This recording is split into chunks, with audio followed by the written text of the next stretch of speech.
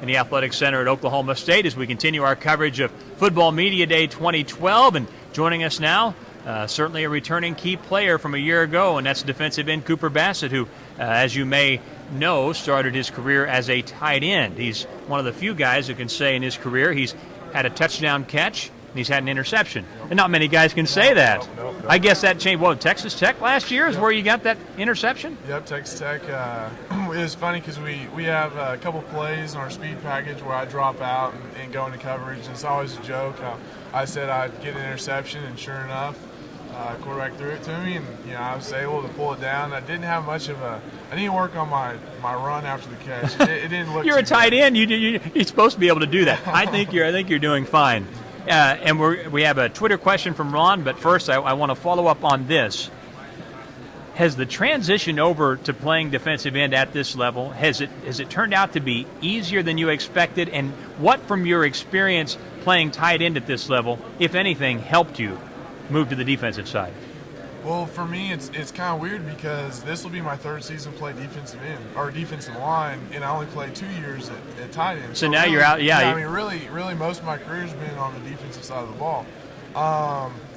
Playing, those first 2 seasons playing tight end, I think the biggest thing was just getting adjusted to the speed of the game. Yeah. That was the biggest thing that helped me whenever I moved to defense. And honestly, I think the biggest thing that helped me at defensive end was playing defensive tackle. I got bullied in the middle. That my sophomore year when I played defensive tackle, I wasn't big enough. I'd never played tackle before, and playing the Big 12, you go against offensive linemen who know how to push guys around. So I got bullied a lot, and just that experience about learning how to get into creases and use your hands better in body placement, use your strength. I think it just really helped me out where I finally got out on the edge. So that was, I think, the biggest thing that helped me. Well, let's take our Twitter question from Ron, and we appreciate it. How's the defensive line shaping up? Who would you say is most improved? That might be the best part of that question. The defensive line, we lose 2 key guys, Jamie Bladdock and Shady Jones, starting defensive ends for us last year, and they're great players and made a lot of plays. And it's tough to replace guys like that. But the biggest thing is last year, the middle of our defensive line was a big question, our defensive tackles. And it wasn't necessarily that we didn't have guys there, we just didn't have much depth. You couldn't roll many guys. Right. Whereas this year, right now, we legitimately can roll 4 to 5 guys. And that's what we hope to do.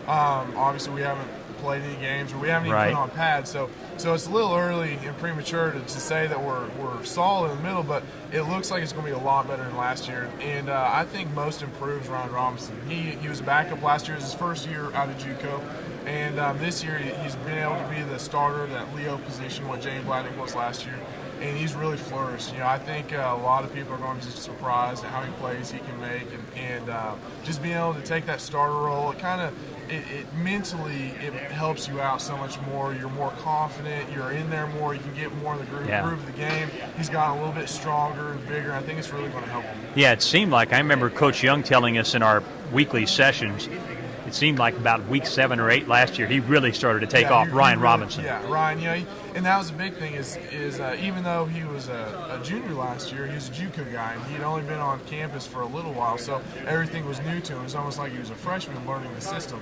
And once he finally got a hold of the system and understood the plays, his athleticism really showed on the field, and I think it's just going to take off and flourish from last season to this season. You mentioned the increased depth in the defensive interior, the fact you may have 5 guys potentially that you could rotate, and the quality just continues to get better. For someone out there who maybe doesn't understand football that much, can you put into perspective the importance of depth and quality and dependable guys in the interior of the defensive line and how it impacts the whole defense? Well, if you don't have good quality players and depth in the defensive tackle position to roll through in a game, what happens is all those short downs, 3rd and 2, 3rd and 3, 2nd and 2, 2nd and 3, that's an easy play for the offense to convert. And where the defense can't get off the field on those money down situations, as we call them. Right. Not only does it kill physically your defense, but mentally. It's terrible for a defense not to be able to get off the field. And to have that depth, what it does, it allows your linebackers to play more open and free. Instead of having to stay in the middle to make up for the defensive tackles, they can play more free sideline to sideline. Your safeties can back up, play better coverage, which, safety play back there helps the corners out. And everything just helps out every position a little by little. That just little thing in the middle just carries over to each position. Now, people out there watching this, they're going to think this is crazy, but you've led the nation in turnovers last year and in the previous season as well. Based on what you're saying, that freedom, and we don't want to push it, but in theory, could you not have even more if your linebackers are able to be more free, if your coverages can be tighter because the middle is secure? I mean, in theory, that could mean more, huh? It could, because like you said, it allows your linebackers to run more freely, and biggest thing, it might allow us to get more interceptions. Fumble recovery is all about effort. The more people you have around the ball, where bad things happen on offense, you can capitalize on as a defense. But what it does do, like you said, it allows our secondary to be more free and play the ball, better and be more aggressive in their coverages, which may in turn allow us to get more interceptions. You're talking about fumbles. You said something really interesting, that it's about effort. Do you have to train yourself mentally to think about, I'm going to get off this guy, but even when I do, I'm going to get over to the point of attack, even if it's at last? Is that a mentality you have to sort of engage yourself in, that it doesn't matter when I get off somebody, I'm going to go? Is that something you guys have to really train yourself about? That's something that our defense, we practice it every day. And if you're ever out of practice, you'd hear our defensive coaches screaming at us. Oh, I've heard it. Just get to the ball. And that's the whole thing is, whenever you have 11 guys around the ball, anything that's up in the air, any mishap the offense has, that's a better chance for you to capitalize. And all it is effort, and we can control the effort. It doesn't take someone to run a 4.5 40 and bench press 500 pounds to hustle over and get to the pile, or hustle over and get to the point of attack. All that is effort. And I think that's something that OSU's done a great job, and our defense and our coaches has done a great job of training that into our defense. And now that we're getting more athletic and stronger and faster and bigger, that effort is going to be more visible on the field, I think, down after down after down, because now we'll be able to capitalize on that effort because we are more superior athletically. Final thought. When you think about this defense, corner position, Justin Gilbert, Broderick Brown as a duo, probably as good as anybody has. Linebacker position, everybody back, and you've got players that were all league a year ago and players backing them up that are very highly thought of.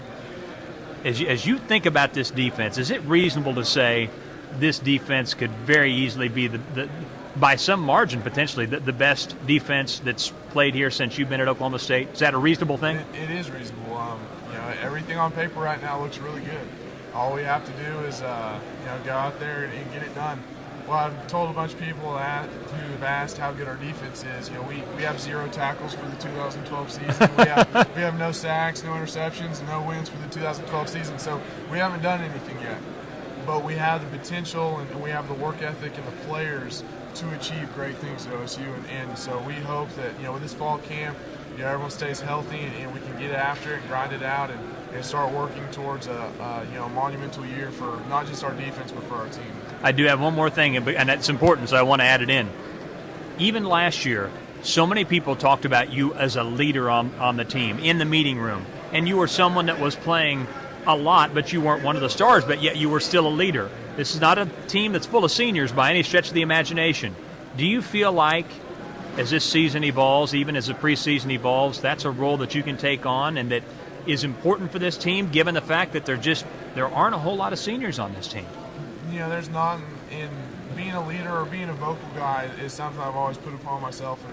And not that I'd never call myself a leader. That's for other people to say and to determine. But something I've always put on myself is to make the person next to me accountable, or be accountable for that person. And I've never been afraid or shied away from telling someone they're doing something wrong or they need to pick it up.